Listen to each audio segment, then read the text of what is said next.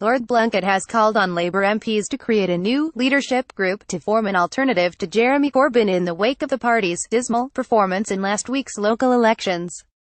The Labour peer claimed it was increasingly clear that Jeremy's leadership is going nowhere, and what was needed was a renewed form of moderate New Labour.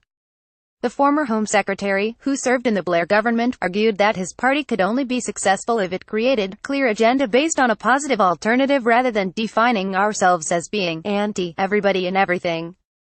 He urged MPs and peers to pick up the cudgel and begin formulating ideas and policies. From among them, a leadership group must be formed, from which a genuine alternative can emerge. His views about Labour's local election results in England echoed those of some of his Labour colleagues.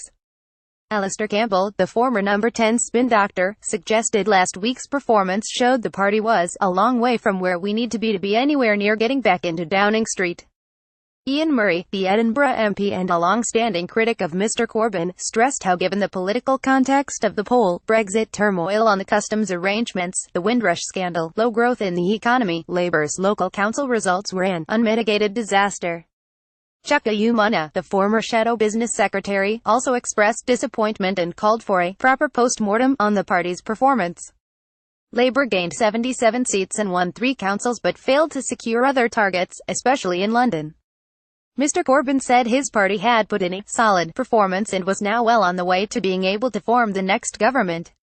Barry Gardiner, the Shadow Trade Secretary, also defended Labour's performance, saying, "Let's face it, we won 2,350 council seats, the Conservatives won 1,232 council seats. Now they lost 33 seats, we gained 77 seats. Would I have liked to have done better? You bet," he told ITV's Peston on Sunday. "If you look at places like Wandsworth where if there had been 141 more votes in 4 wards, we would have won that council. We needed 13 extra seats to win that council, we took 7 extra seats and we could have done it with 141 more votes."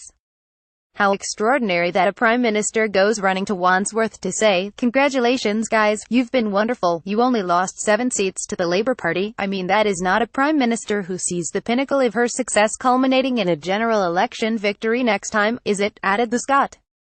Laura Parker, national coordinator of the pro-Corbyn Momentum campaign group, said, "The untold story of the night is Labour's advance on last year's snap election result.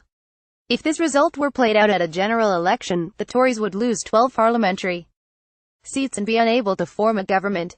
A BBC projection of last Thursday's result suggested in a general election both main parties would secure 35% of the vote, with Labour having 3 more seats in another hung parliament.